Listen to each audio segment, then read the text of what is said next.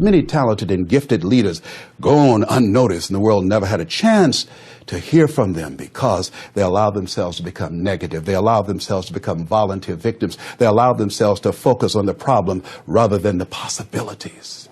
Jim Rohn said, when the end comes for you, let it find you conquering a new mountain, not sliding down an old one. You got to continue to stretch, continue to grow, continue to expand. Socrates says a man's reach is to supersede his grasp. Or what are the heavens for? We have far more in ourselves, but we've got to challenge ourselves. We have to engage in that process. Most people just park. They go so far and they park and they coast out to the sunset. Who you are as a person comes out and shows up in your leadership. So I believe it's about personal empowerment, becoming aware of who you are, self-awareness. And what is it that drives you? What is it that motivates you? What is it that you want? It's cultivating a sense of goodness and greatness within yourself. Great leaders envision a compelling and different and vibrant future than what is here. They have an alternative, clear view of what the world could be like tomorrow than it is today. Right? They have a shared purpose. They believe that they and others would be compelled by, interested, inspired by, and want to work towards. And that's a big deal. And you always read about it in leadership, right? You have to have vision. I mean, it's biblical. Where there is no vision, people perish, right? We know the power of having that vision. So you have to sit down, though, and actually do it. The reason we say envision versus just have a vision is you have to sit. It's a practice of envisioning. What should tomorrow look like for my team? What should tomorrow be like for my business, for my organization? What should tomorrow be like for my life? And not just tomorrow, a long-term mindset and view. The dream, right? That magnificent obsession, that bold desire, the moonshot goals and purposes and missions of life, the bigger picture. That's envisioning a different reality in the future than we experience today. And that's what everybody gets excited about in leadership. Where there's no vision, there's no leadership. Where there's no vision, people perish. You see, the greatest motivational principle in the world, is that people do what people see.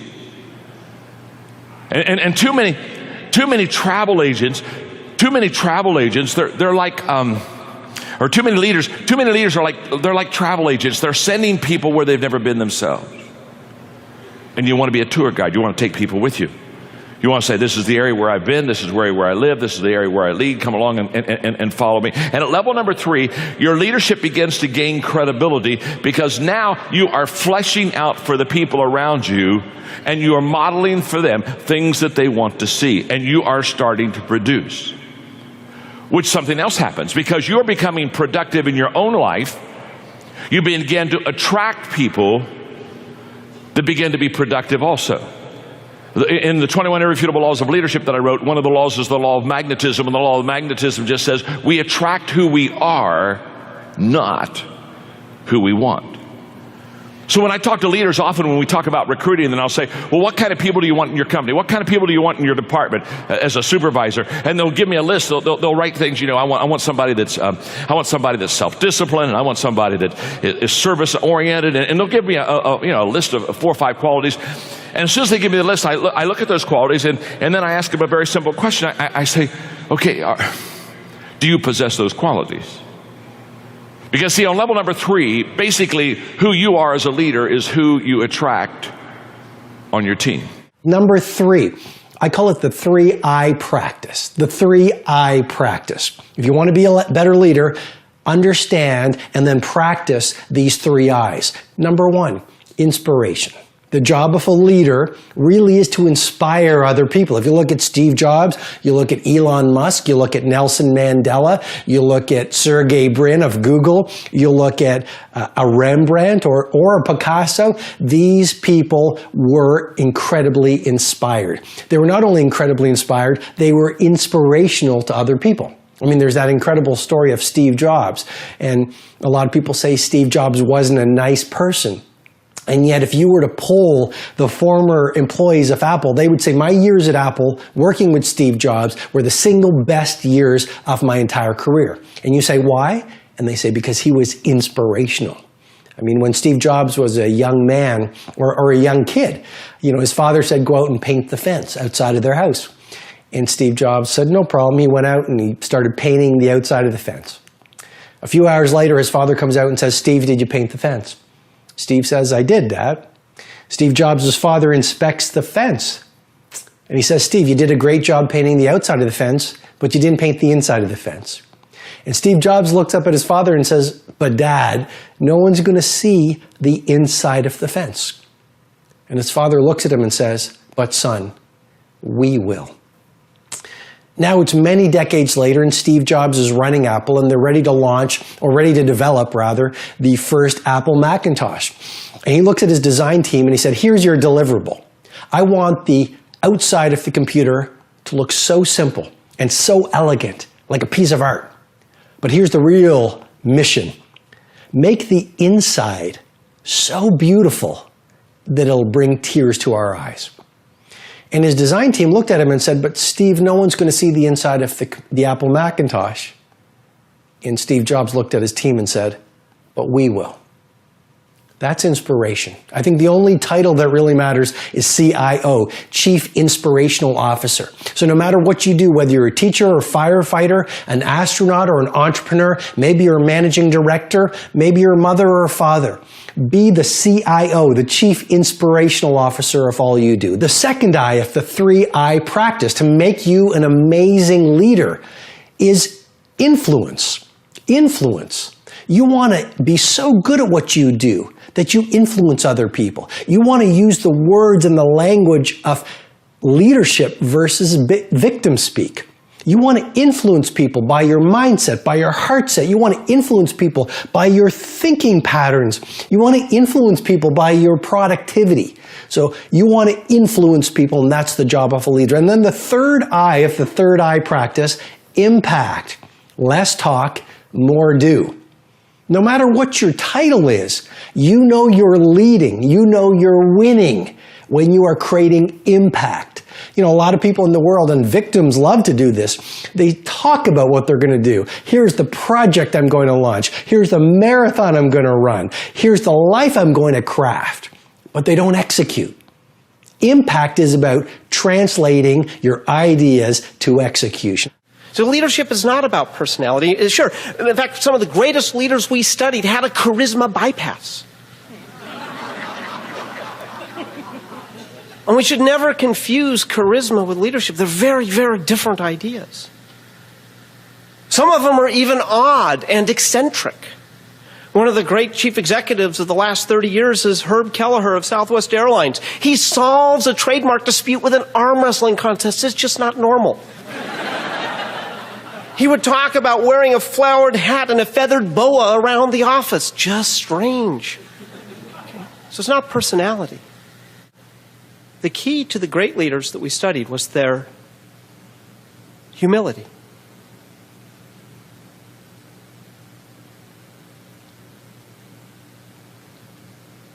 But it was humility of a very special type. It wasn't humility in a weak sense. It was, in fact, just the opposite. It was what I would describe as an absolute, obsessed, burning, compulsive ambition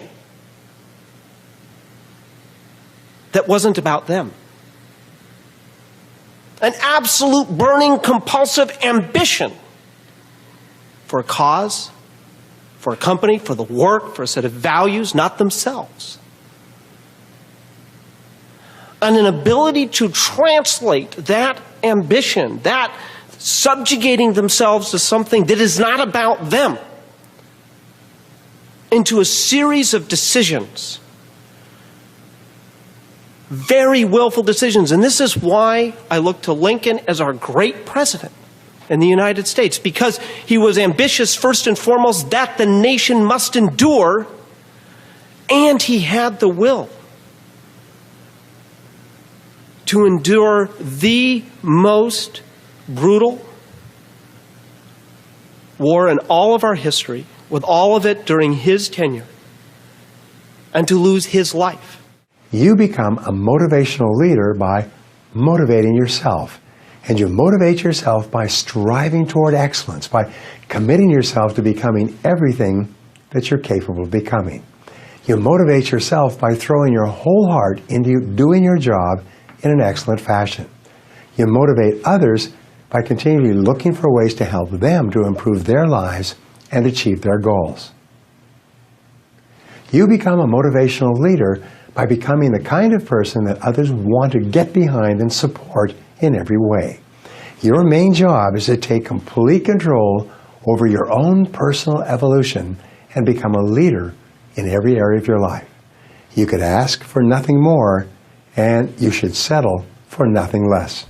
Speed of the leader, speed of the group. You have got to buy into it. You've got to believe it. The difference between leaders and people that are followers. Leaders, it's a whole different standard for them. You know, it's a difference between being in the business and the business being in you. That it has to be who you are and that you set the pace for the organization. If the leader becomes cynical, if there's any doubt, if you don't have absolute faith that you can make it happen, if you become cynical, if they sense that you don't believe that it can happen, if you start complaining about the fact that you can't get your higher-ups to answer, or there's so much political bureaucracy that we have to deal with, that you're frustrated, that you don't know what to do, that you're pulling your hair out, that you can't sleep at night because of the fact that it's out of your control. If you have that victim mindset and feeling powerless, that nonverbal communication, your facial expression, your energy, the spirit of who you are, that will permeate and contaminate the spirit of the organization.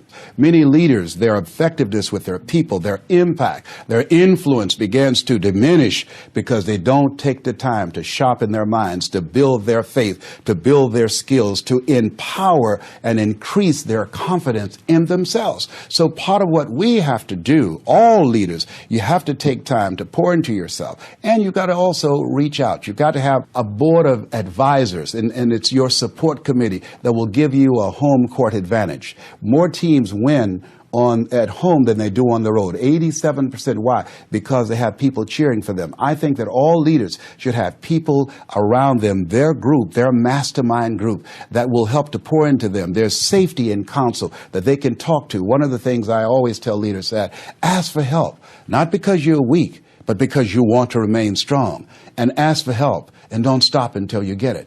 The best leaders on the planet grow other leaders. So if you're not growing leaders faster than your peers, you're not leading, you're following.